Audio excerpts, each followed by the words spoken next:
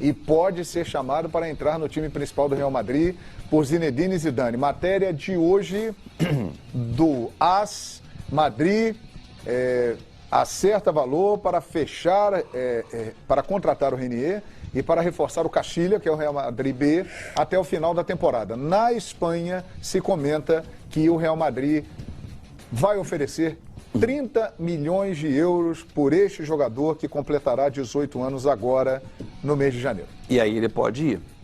E tem um detalhe, o orçamento do Flamengo prevê uma venda de jogador ou de jogadores que totalizem 80 milhões de reais. Nessa venda já sobra. Não, Porque sim. 30 milhões, 135 milhões mais ou menos de reais. 135 milhões. Então você já tem um excesso do que você previu. Só no teu orçamento de venda de jogadores. No caso, um já está batendo e sobrando. E um detalhe, com essa pessoa, inclusive, que eu conversei, ela falou o seguinte, essa venda independe da compra do Gabigol. O dinheiro não vem da venda. Por Não, isso... O Flamengo faturou mais de 900 milhões de reais no ano. Sim, e tem um gasto muito grande. Né? Agora, o ponto só é que a indústria do futebol brasileiro, ela é feita para negociar. Mas é muito louco você pensar num jogador que foi campeão da Libertadores e que jogou e que foi fundamental, fundamental em alguns momentos do brasileiro, Sim. que você diga que você vai vender por um valor estratosférico para o Real Madrid Castilla. Entendeu? Assim... Mas, na verdade, o Real Madrid está comprando ele. Tudo bem, né? mas eu saio da condição... O calendário brasileiro tem umas pegadinhas enormes, né? Eu vou jogar... Eu sou campeão brasileiro pelo Flamengo. Fiz gols decisivos. O gol da virada contra o Bahia. O gol da virada contra o Fortaleza. Não exatamente o gol da virada contra o Bahia, mas o gol que abre a virada contra o Bahia. Então, há momentos em que ele é decisivo. Aí ele fala assim, mas por que eu vou jogar a segunda divisão da Espanha? Aí você põe na balança e fala assim, mas por que eu vou jogar o Campeonato Carioca?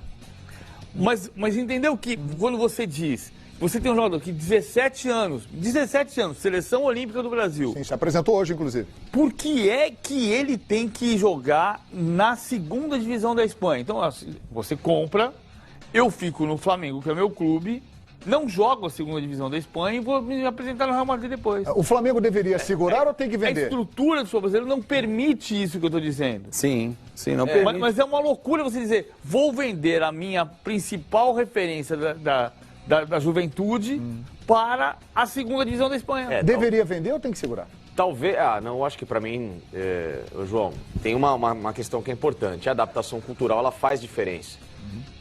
E mais do que isso, né, o PVC.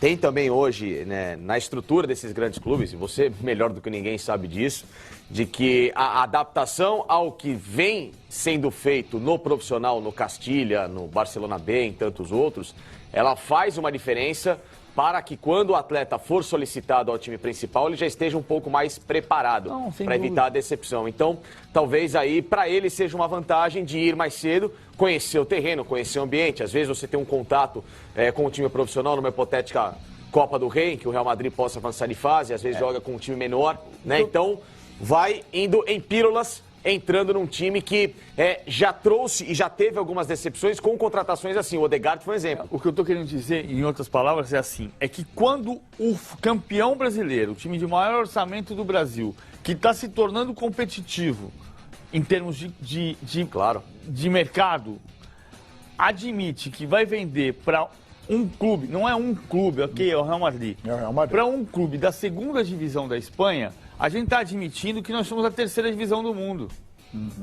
É do jogo. Eu sei. É esse cenário. Sim, faz 40 anos que o Brasil é isso. É que talvez. E é o Real Madrid, né? Então, é aí que tá. É que talvez o Real Madrid, eu não consigo enxergar em relação a ser o Castilla. Ele vai jogar pelo Castilla, mas ele está no Real Madrid. 6 meses, né? 6 meses, que vai preparar um jogador com um grande investimento para que não haja uma tentativa de perder culturalmente um atleta como hoje é muito suscetível no futebol europeu, um atleta muito jovem, num investimento muito grande que ele fez.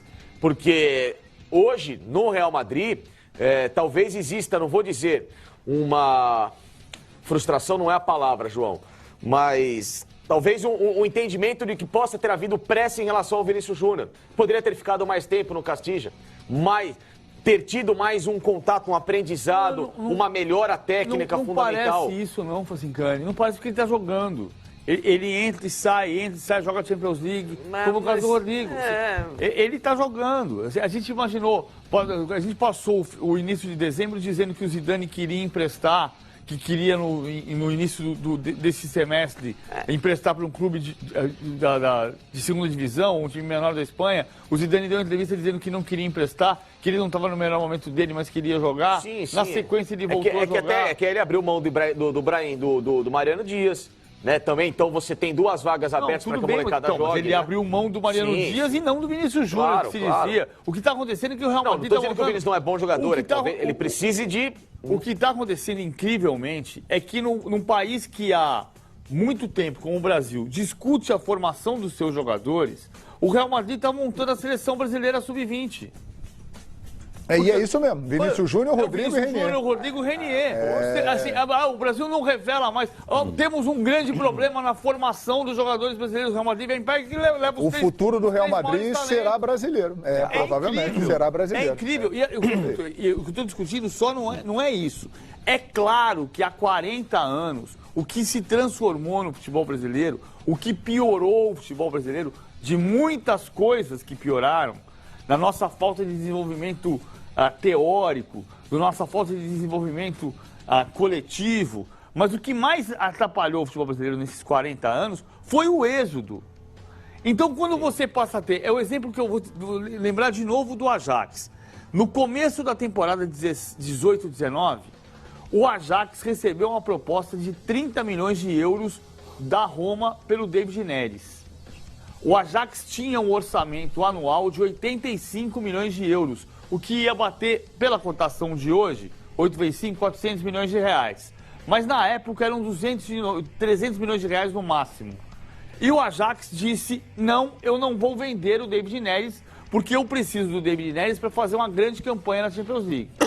A grande campanha que o Ajax fez na Champions League, chegou às semifinais, representou a venda do Frenkie de Jong, representou a venda do De Ligt, e um orçamento do Ajax que era de 300 milhões de reais, que duplicou para a temporada seguinte pelas vendas dos jogadores. Ele aumentou a quantidade de dinheiro que ele tinha, porque foi semifinalista da Champions. Ele apostou na manutenção do jogador, mesmo tendo uma receita na época que era 1/3 do que o Flamengo faturou nesse ano. Não, que não. O Real Madrid e nós no Brasil, embora o Ajax na Holanda acredita que pode não vender.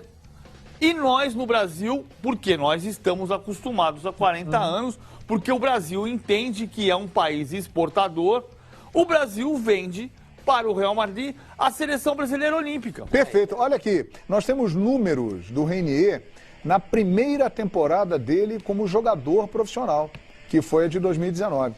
Ele fez 15 jogos, 6 gols, campeão da Libertadores e do Brasileirão. Tá começando bem o menino, hein?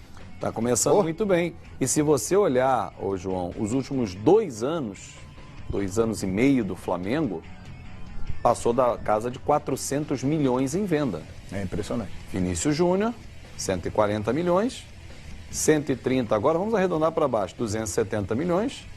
Léo Duarte por 40 milhões, 310, mais o Lucas Paquetá, que saiu na casa de 100 milhões de reais, já ultrapassou 400 milhões em 4 joias do Flamengo.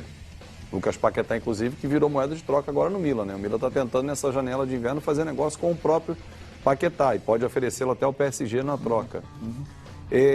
Então, assim, João, na verdade, o Flamengo hoje, PVC, ele exporta o jovem, contrata outro jovem, já rodado, porque o Léo Duarte vai dar jogador, o Renier vai dar jogador, o Vinícius Júnior, o Paquetá é um pouco mais velho que esses outros 3. Mas são todas apostas. O Gabigol é jogador. Você vende o Renier por 135 milhões e compra o Gabigol por 80. Por que o Real Madrid aposta e o Flamengo não aposta? Desse ponto de vista, Fábio, o Flamengo vendia o Zico em 71. Então... Mas não tinha esse mercado, né? Não existia esse mercado que hoje tem. Então, mas se tivesse, vendia, então. Vendia. Se tivesse o mercado, Vendia. então o Zico nunca ia ser o Zico. O Flamengo não Hoje ia em dia, eu acho que ser. dificilmente o Zico viraria Zico. campeão do mundo em 81. Eu acho que dificilmente o Zico viraria Zico no Flamengo nesse atual Pois mercado. é, o Flamengo nunca ia ser campeão do mundo em 81. Mas o Flamengo ia ser campeão do mundo sem o Renier. Não, tudo bem. Eu acho que- Porque E sem o Flamengo- Vinícius Júnior, que tá foi embora. comprando, mas entende como mudou a realidade? Sim. Eu não estou brigando com a realidade. A realidade é essa. Sim. Eu estou dizendo é que com o dinheiro que o Flamengo hoje fatura e que outros clubes brasileiros... A gente perdeu de vista que nos últimos 10 anos a receita dos clubes